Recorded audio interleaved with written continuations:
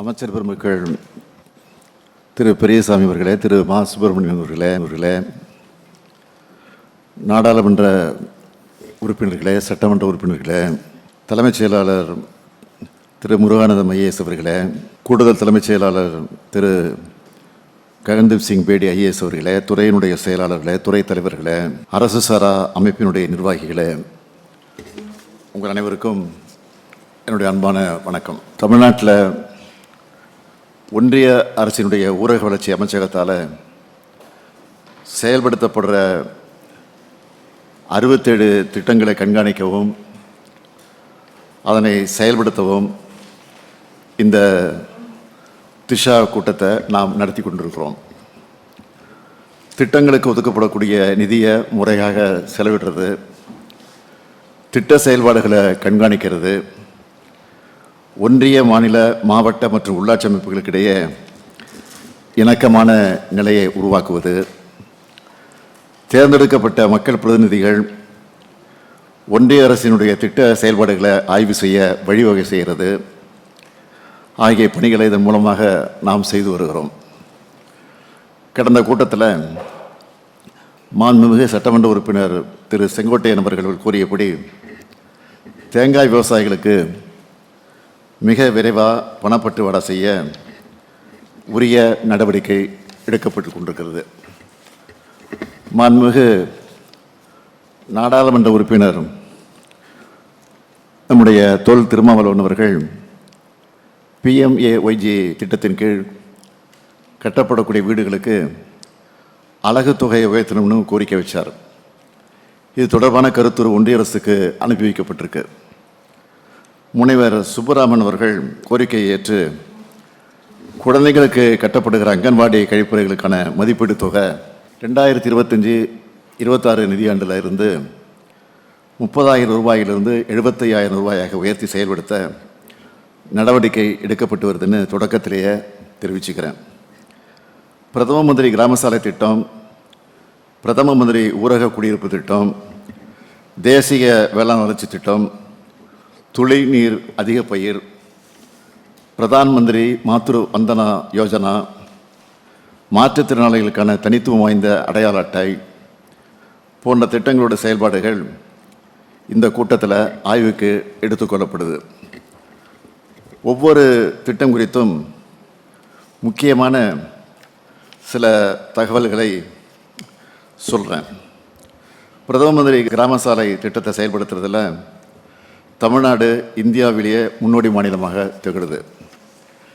இந்த திட்டத்தின் 4வது கட்ட செயல்பாட்டை 2011ஆம் ஆண்டு மக்கள் தொகை அடிப்படையாக கொண்டு 500க்கும் அதிகமான மக்கள் தொகை கொண்ட இதுவரை இணைப்பு சாலை வசதி இல்லாத குக்கிராமங்களுக்கு சாலை வசதி ஏற்படுத்த ஒன்றிய அரசு அனுமதி அளிச்சிருக்கு.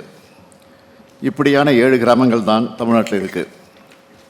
வன பாதுகாப்பு சட்டத்தின்படி அனுமதி பெற்ற பிறகுதான் அங்கே இணைப்பு சாலை வசதி ஏற்படுத்த முடியும். அதனால் ஏற்கனவே உள்ள சாலைகளை மேம்படுத்த ஒன்றிய அரசு அனுமதி வழங்கணும்.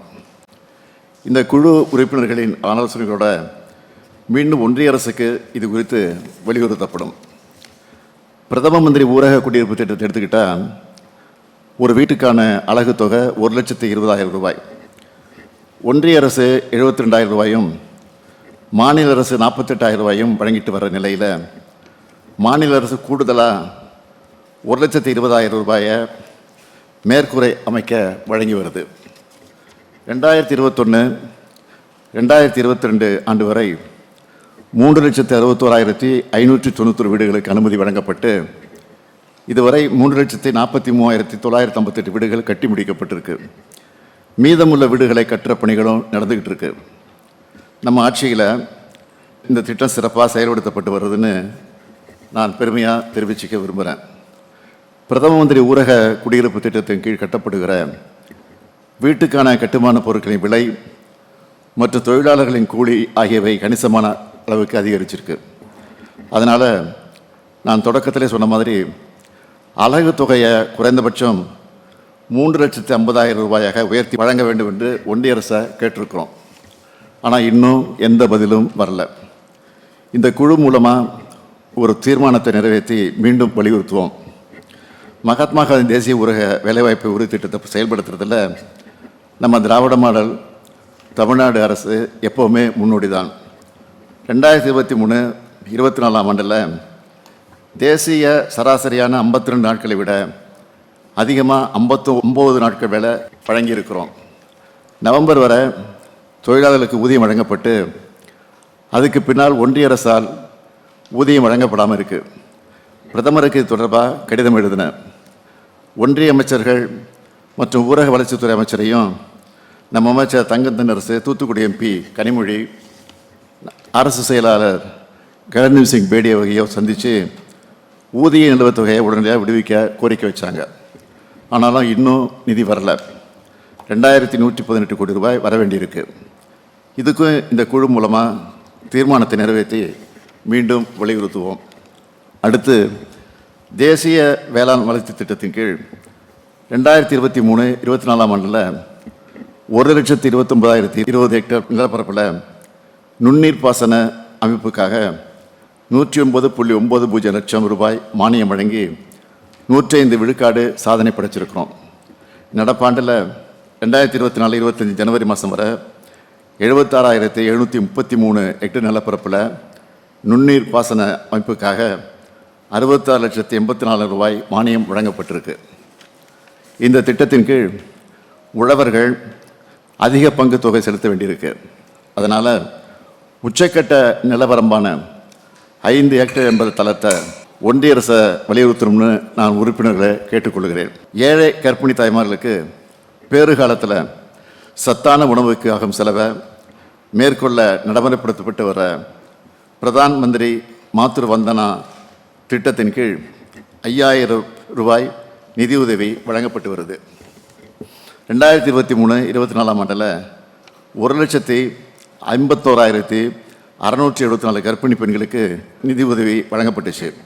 நடப்பாண்டில் முதல் மகப்பேறு மற்றும் 2வது பெண் குழந்தை பெறக்கூடிய தாய்மார்களுக்கு நிதி உதவி வழங்கப்பட்டு வருது.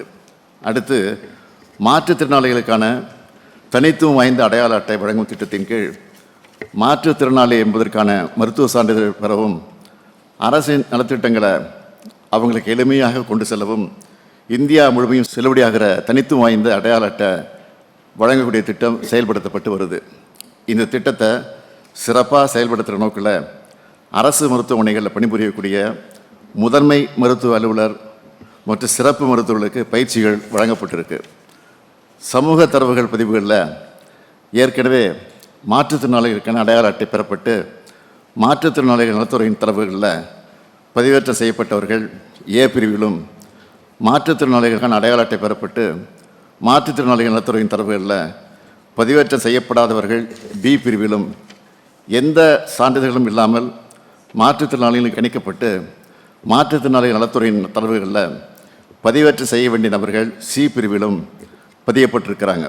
மேலும் 87,008 நபர்கள் சி பிரிவு மாற்றுத்திறனாளிகள்னு கணிக்கப்பட்டு கண்டறியப்பட்டிருக்காங்க.